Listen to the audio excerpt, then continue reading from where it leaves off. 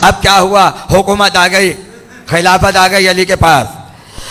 तो खिलाफत में बहुत से ओहदे थे, गवर्नरी भी है, सालारी भी है, अलमदारी भी है। सबसे अहम ओहदा क्या होता है बताइए? सबसे अहम ओहदा क्या है इस वक्त गवर्नमेंट का? सबसे अहम ओहदा क्या है? वजीर आजम मत कहिएगा, सिपह सालार चल तो यही रहा है आजकल, जो सिपह सालार कहेंगे वही होगा। लेकिन ये तो भाई एक अलग मामला है। मैं बात कर रहा हूँ हुकूमत, यानी जब आप मुल्क चला रहे हैं तो उसमें अहम तरीन क्या होता है? मुल्क का ख़जाना होता है या नहीं? और ख़जाना सब, ख़जाने ही पे सबकी नज़रें होती हैं। और मैं चैलेंज कर रहा हूँ, अगर आप कुछ अरसे के लिए ऐसा निज़ाम ले आएँ कि मुल्क का ख़जाना उठा के एक तरफ रख दें और कुछ ऐसा सिस्टम हो जाए कि भाई मुल्क बग़ैर ख़जाने के चलेगा, ना कोई वज़ीर आज़म बनना चाहेगा, ना कोई गवर्नर, ना कोई सदर। ये सारा मसला है ख़जाने का। इसलिए जब करप्शन पकड़ी जाती है तो सारे केस कहाँ के होते हैं? खजाने के तो होते हैं। हुकूमतों में अहम तरीन मनसब खजाने का होता है और दिया उसी को जाता है जिस पर सबसे ज़्यादा एतमाद होता है। जब अली को ज़ाहिरी खिलाफत मिली, अहम तरीन मनसब बैतुल माल का था कि जिसमें मुसलमानों का सारा माल और माल गनीमत और सारे टैक्स जमा किए जाते थे। अली ने अपनी नजर इंतखाब को दौड़ाया और दौड़ा के कहा, बैतुल माल की चाबी सिर्फ और सिर्फ कंबर के पास रहेगी। अब भाई तसव्वुर कर लीजिए क्या छोड़कर आया था, क्या छोड़ के आया था। और अली के गुलामी में सारा बैतुल माल कंबर के हाथ में, कंबर के हाथ में है। अब इख्तियार है, इख्तियार है, चाबी कंबर के हाथ में। कहने लगे कंबर जाओ जाओ एक नज़र डाल के आओ बैतुल माल में क्या क्या है, क्या क्या है। गए, वापस आए, मौला अंबार हैं सोने की अशरफियों के, सोने के बर्तनों के, सोने की तलवारों के अंबार लदे हुए हैं बैतुल माल के अंदर। ये जमा होना बतला रहा है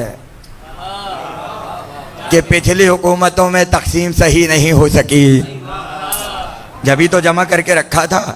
लिहाजा अली ने कहा आज की नमाज मैं वहीं पढ़ूंगा, मस्जिद में नहीं, बैतुल माल में। आए, 2 रकत नमाज अदा की और नमाज अदा करने के बाद सोने की अशरफियों की तरफ देखा, सोने के बर्तनों की तरफ देखा। दुनिया है, दुनिया, मुजस्सम दुनिया अली के सामने। क्या जुमला लिखा है तारीख़ ने अली का। सोने की अशरफियाँ देखी और देख कर कहा ये अपना मकर और फरेब किसी और को जाके दिखाना, ये अपना मकर और फरेब किसी और को जाके दिखाना। कहा कंबर आओ झाड़ू दे दो बैतुल माल में और ऐलान कर दो पहला फैसला अली की खिलाफत का कि सब आते जाएं और 3-3 दरहम लेते जाएं, आते जाएं 3-3 दरहम लेते जाएं, हर आने वाले में 3 दरहम तकसीम कर दिए जाएं। ये न देखा जाए कौन आका है कौन गुलाम है, आते जाओ 3 दरहम लेते जाओ। अगला दिन आया, भाई जब ऐसा ऐलान हो जाए मौका कौन छोड़ता है, मौका कौन छोड़ता है। लंबी लाइन लग गई मदीने में और अब्दुल्ला इब्न राफे अली के मुंशी बैठ गए। आए, नाम लिखा 3 दरहम, फिर कोई आया, नाम लिखा 3 दरहम। अब लंबी लाइन है, 3 दरहम बटते चले जा रहे हैं। आखिर में 3 आदमी रह गए, 3 आदमी रह गए। आपस में गुफ्तगू हो रही है। कहने लगे सुनो, अगर हम तीनों में से किसी एक को भी 1 दरहम कम मिलेगा, हम मदीने में शोर मचा देंगे कि अली ने अदिल से काम नहीं लिया। इसलिए कि अली ने न गिनती की बैतुल माल की और न पब्लिक की गिनती की। नहीं गौर फरमाया आपने। मदीने में कितने लोग हैं अली ने काउंटिंग नहीं करवाई, और बैतुल माल में कितना खजाना है अली ने कोई हिसाब किताब नहीं करवाया। बस का जो आए 3-3 दरहम दे देना। उसने कहा अगर एक भी कम मिला तो हम शोर मचा देंगे और अली के खिलाफ खड़े हो जाएंगे। भाई पहला आया 3 दरहम लिए रुखसत हो गया, दूसरा आया 3 दरहम लिए रुखसत हो गया, अब तीसरा आया और देखता चला मैं तो आखिरी हूँ, अब मेरे अलावा तो कोई नहीं है, अब क्या होता है।